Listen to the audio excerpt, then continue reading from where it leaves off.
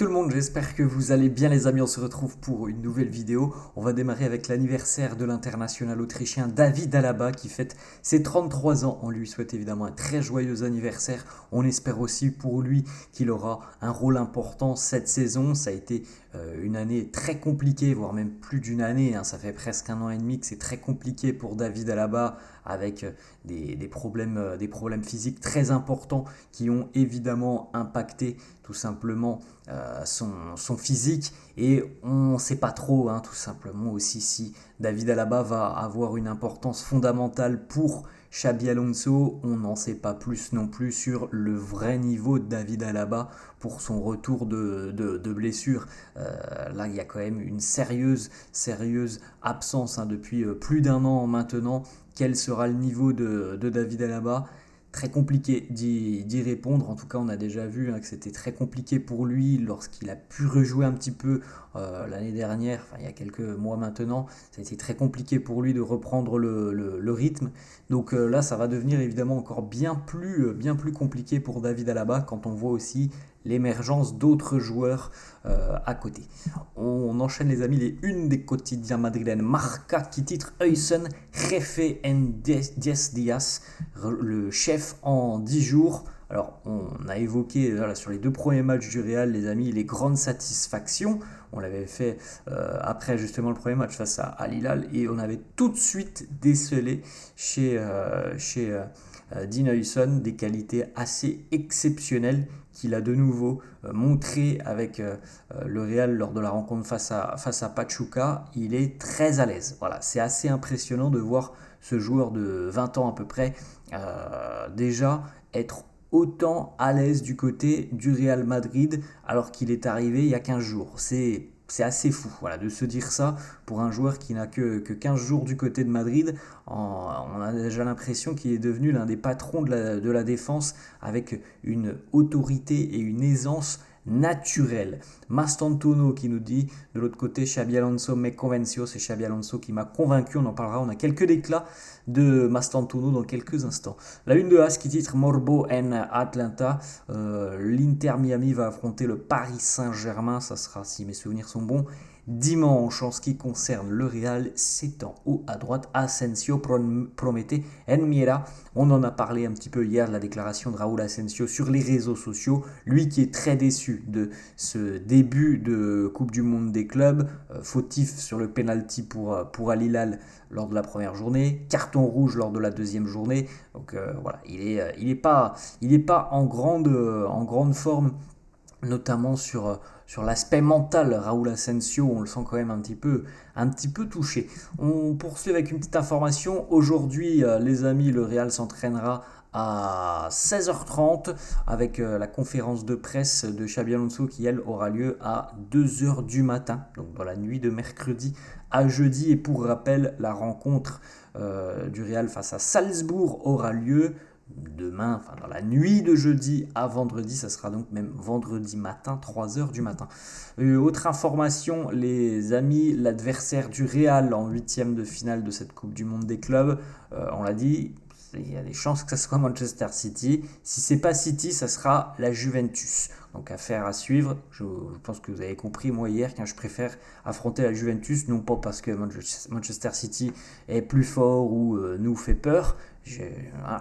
City, on les affronte tous les ans. Donc si on pouvait affronter une autre équipe, ça me plaît. Donc voilà, la Juventus ou City. Bon, réponse, hein, dans la soirée, je crois, parce qu'il me semble que City et la Juve jouent ce soir, si je me trompe pas, ou peut-être demain. Je n'ai pas trop regardé le calendrier. En tout cas, voilà, ça sera l'un de ces deux adversaires pour le Real. Deux déclarations de Fede Valverde qui, premièrement, répond à la question des journalistes. Qu'est-ce que vous demande Xabi Alonso ? Il nous demande beaucoup de contrôle, de la patience, d'essayer d'attaquer les espaces et de continuer à contribuer comme je le fais et comme je sais le faire. Autre déclat de Fede qui nous dit la chose importante est que Xavi m'apporte beaucoup de soutien, beaucoup de confiance. Il est toujours présent avec moi, il me parle énormément, il est constamment en train de m'encourager, même lorsque j'ai raté le penalty. C'est important, ce genre de choses. On enchaîne avec plusieurs déclats de Franco Mastantuono qui arrivera donc, les amis, à peu près 1 mois et demi du côté de Madrid. Il nous dit jouer pour le Real, c'est un challenge magnifique. Ce qui m'arrive, c'est quelque chose d'unique. Je remercie le football, je remercie la vie. Chaque joueur dans le monde rêve tout simplement de vivre ce que je vais vivre. Autre déclat de Mastantuono qui nous dit: lorsque Xabi Alonso m'a appelé et que l'on a parlé, c'était quelque chose d'incroyable. Je le remercie énormément. La conversation avec lui a été très importante parce que quand un entraîneur te veut, évidemment que ça t'apporte un boost supplémentaire de confiance. Il nous dit: je me sens plus comme un attaquant qu'un milieu de terrain. Récemment, je joue beaucoup plus côté droit et je remplis ce rôle d'attaquant. J'aime aussi convertir les situations, finir les opportunités. Comme quand j'étais gamin, c'est-à-dire il n'y a pas très longtemps non plus, parce qu'il est tout jeune, il nous dit: je jouais beaucoup en tant que numéro 10 entre le milieu et l'attaque. Aujourd'hui, cette position, elle n'est plus du tout la même. Le 10 remplit bien d'autres tâches et le football revêt aussi un aspect beaucoup plus physique. Maintenant, il y a 11 joueurs qui ont une tactique et le plan est tout simplement de réussir à mettre en place tout ça. On a une information de The Athletic qui nous annonce que le plan de Xabi Alonso avec Mastantuono, c'est qu'il joue plutôt ailier droit et avec une certaine liberté qui lui permet de revenir un petit peu dans l'axe comme il sait le faire lorsqu'il a déjà joué numéro 10, ce qui permettrait aussi de déplacer Arda Güler au milieu de terrain si Mastantuono est à droite. Alors après les amis, là on est dans des suppositions. Quid de Rodrigo, Rodrigo, là, on l'a encore évoqué hier, mais gros point d'interrogation. Si Mastantuono arrive et relègue encore un peu plus Rodrigo sur le banc, encore une fois, la question du départ va se poser.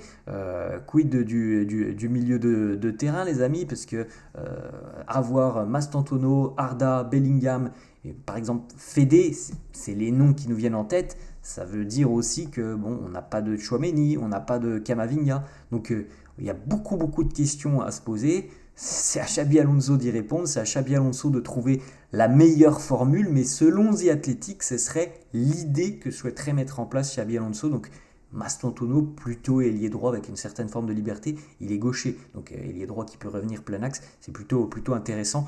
Voilà. Sur le papier, maintenant, ça sera à Xabi Alonso de mettre tout ça en place. Autre information, Marca et The Athletic annoncent que des sources au sein du club annoncent que l'attitude de Rodrigo a considérablement changé en meilleur depuis l'arrivée de Xabi Alonso. L'entraîneur madrilène est d'ailleurs très attentif à ce que fait Rodrigo. C'est particulier les amis, ça part un peu dans tous les sens avec Rodrigo. C'est quand même un gros point d'interrogation, l'avenir du Brésilien du côté de Madrid, parce que on pouvait imaginer qu'il était très bien, qu'il se sentait de mieux en mieux, et c'est d'ailleurs ce qu'il montre sur les réseaux sociaux. Il n'a pas joué le dernier match, il va y avoir l'arrivée encore une fois d'un nouveau concurrent, il y en a d'autres sur le terrain qui prennent des points. Voilà, c'est assez particulier pour le moment de voir un petit peu plus clair dans tout ce qui se passe autour de Rodrigo.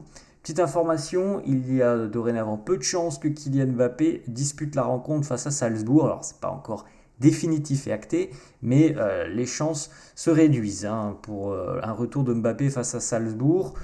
Maintenant, on commence à annoncer un retour pour les 8e de finale de la compétition. À noter, les amis, vous avez vu, on avait parlé hier de la petite photo comparative de Kylian Mbappé en l'espace de à peine 10 jours. Kylian Mbappé a perdu à peu près 5 kilos à cause de ce virus, de cette gastro-entérite. On a l'impression de retrouver le Mbappé des débuts à Monaco, lorsqu'il était tout fin, tout svelte. C'était vraiment assez impressionnant, la photo que l'on a pu voir hier. Autre information, Gonzalo Garcia visiblement a changé la donne du côté de Madrid.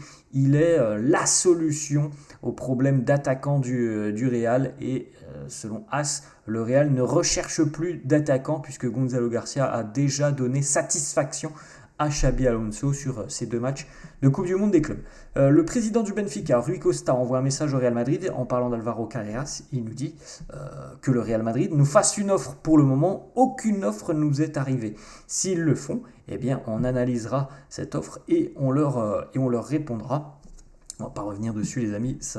Si les discussions reprennent, ça reprendra évidemment après la Coupe du Monde des clubs. Du côté de l'AC Milan, le nouveau directeur sportif de Milan, Iglitare, qui nous parle de Modric, il me dit « Je lui ai parlé en personne. J'ai vu un garçon avec un grand désir d'être compétitif. Son arrivée va être fondamentale pour nous, pour notre groupe. On a besoin de joueurs comme lui avec un leadership. » La première question que Lucas m'a demandé était « Est-ce que cette équipe va être construite pour remporter la Serie A ?» Il rappelle aussi, voilà, Lucas a gagné 6 Ligues des Champions, il veut être un joueur important, donc il veut aussi transmettre sa mentalité, son leadership, son professionnalisme, le fait que les supporters de Milan permettent aussi de mettre en avant cette arrivée serait quelque chose de très très grand. Du côté de Milan, tout le monde l'attend impatiemment à la fin de cette saison et donc de cette Coupe du Monde des clubs. On discutera encore plus sérieusement avec Lucas. Nous sommes prêts à accepter les demandes de Lucas. Nous avons besoin de nouveaux leaders. Modric peut être un joueur clé pour nous et il nous a demandé d'avoir une équipe compétitive, donc on travaille dessus. Donc normalement les amis, comme on le sait, Lucas quittera le Real dans 1, 2, 3, on espère peut-être en finale de la Coupe du Monde des clubs, et en tout cas Lucas a quand même de grandes chances de jouer du côté de l'AC Milan l'année prochaine. Normalement il ne devrait pas y avoir de retournement de situation. C'est Milan qui est numéro 1 sur le dossier.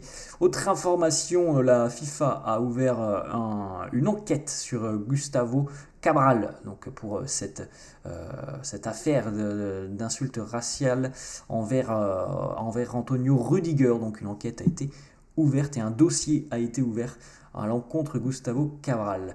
Autre information, les amis, on va terminer là-dessus. Pour la 2e année consécutive, Jude Bellingham sera le joueur qui sera en couverture de IAFC 26 qui sortira au mois de septembre. Voilà les amis, la fin de cette vidéo, j'espère que ça vous a plu. N'hésitez pas comme d'hab à lâcher un petit pouce bleu, n'hésitez pas non plus à vous abonner à la chaîne. Je vous souhaite une très bonne journée et je vous dis à la prochaine. Ciao.